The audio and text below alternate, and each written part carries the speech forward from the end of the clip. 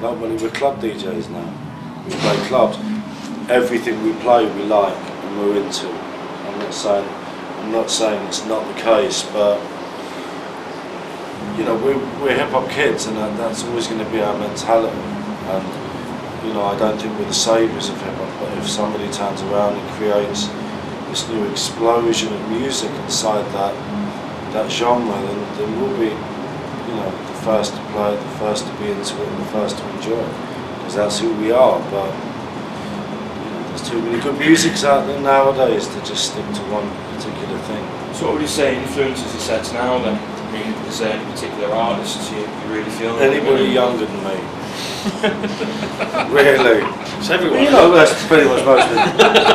Well, you know what? I mean, you know, scenes are fuel. I mean, you know, youth fuels a lot of movements and a lot of scene stops. There was, you know, you could say that's a youth-based movement. I think the enthusiasm that music seems to have generated comes from young people. The relationship some of these people have as producers and performers and DJs, they have with younger people. And it's like, it's generational. People always want the music that represents them in their time and their life and their youth, and we are still lucky enough to have that influence us, and I think anything that's decent influences us really. And someone said to me the other night, oh, you know, you played a really hip set, which I was going to take fucking offence to at the time, but it just so happens that we listen to a lot of new music and we happen to like what we play. You know, I can't go on and play, you know, another fucking Diamond D record in my life unless he makes another good one. I don't want to be retrospective and all the week. People can consider us hip, but that's because we are fucking hip. So. No, you guys, I mean, you guys obviously started off a while ago, and there's a lot of DJs with just a DJ name tend to often fade off or anything. You guys have done really well at establishing Scratch Perverts brand. Now, is the Scratch Perverts brand something you consciously did, or was it just something that evolved? No, totally. I mean, you can't consider something like that. It just evolves, and if you're lucky, like we've been very lucky with the timing. Initially, when the crew got together, the press was interested in the whole turntable thing. I don't think the press is that interested in it now. I don't think anyone's that interested in it now. We were lucky when the crew formed. You know, we were voted DJs of the Year by the Face magazine when it was still in existence, like in '98, and you know, we haven't really done a great deal. Like Tony had gone to the States and won a competition, but as a collective, we hadn't actually achieved anything. You know, we were voted DJs. This is the only rock and roll band left in the country. Well, that was Touch. That was Touch magazine. That was Face magazine. I've got it at home still.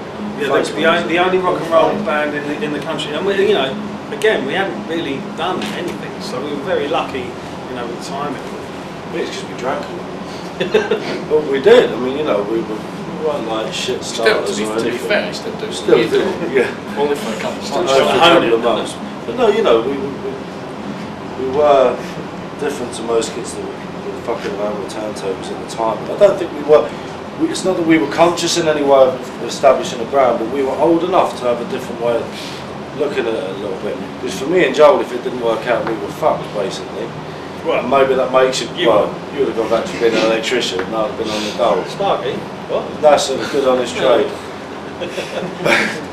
Film director. But having that pressure on you does maybe make you subconsciously a little bit more aware of the fact that you need to develop more than just your skills on the turntables, and I think we did. I think we courted the press quite well. You know, we played the role that they actually put us in, which was that of, you know, aggressive shit talking idiots.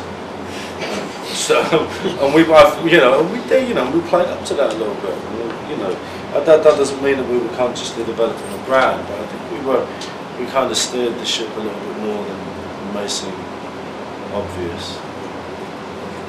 Right, one last question I want to ask you guys is, obviously you've been in the game a long time, you've got to have a keen eye for talent as well. I was just wondering if there's any people out there who you've seen up and coming, anyone you think's maybe going to blow up? To be honest, the wicked thing that's happened with us in the last couple of years is we've all kind of broadened out a little bit in terms of our own personal taste and a bit more true to it, I think, and which I think's been really positive. And answer this question, we've probably gone for bloody days, but the nice thing is, which is probably different to a couple of years ago, is we actually could answer them for days, because the music mostly that we're playing on our set is from people that we probably all think are exactly that. You know, we're pretty much playing, I'd say about 75% of the set is brand new music, which most people don't even have, and we're all behind, and that's really positive. I mean, personally, I won't bother going into names because it will go on for a long time, but the actual set now is pretty much representative of what you're asking, and that to me is like, that's quite an achievement on our behalf, just because I really wanted, personally, at a point a couple of years ago, to see us move on to be able to just do what we want to do, and I think everyone's exactly the same.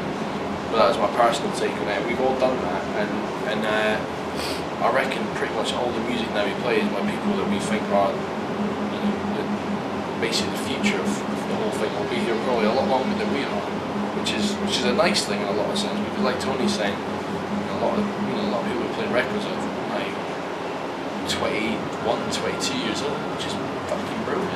It's an incredible thing, man, and that makes it really nice. And the fact that we get on with them and that we're friendly with them too, and it's a whole kind of community, makes it even better. And it goes between like, really pretty much doesn't involve hip hop anymore, but it goes between dubstep and house music and drum and bass. And there's such a fucking wealth of talent at the moment. It's actually ridiculous, in my opinion. I'll just name a couple of names. A guy called Cuts, who's got a few tunes coming out on Soul Jazz record label, Sounds of the Universe, and another guy called Subscape, who's from the same camp as Rusko and Casper. We've been playing his music for a while. He's up and coming, and another crew from that same camp called The Others. So yeah, those three, I'd say. That's just in the kind of like dubstep sort of music. Have you guys got any projects lined up then? Anything? Loft extension. Maybe tiling the hallway. I've done this floor, but it's just not enough. Yeah, just an entire, Work. No. Time, really. We've got mix album next year. Got a mix album next year that we've just been talking about with Forgot about that. Our first original series associated mix album. So yeah, that's going to be quite. And a lot of work. And, we work all the time, and everybody works in the studio individually all the time. That will eventually come together. It's one particular thing, but just trying to manage our time, I think, is probably the biggest project for all of us, really. Because we're luckily that busy. And that. And that hip. You get busy when you get hit. That's just how it is. Get hit, you get busy. Okay, well, I'll tell you what, guys, it's been an absolute pleasure having you here. I really look forward to seeing you back in Newcastle again soon. Wicked, thank you. Thanks very much for having us.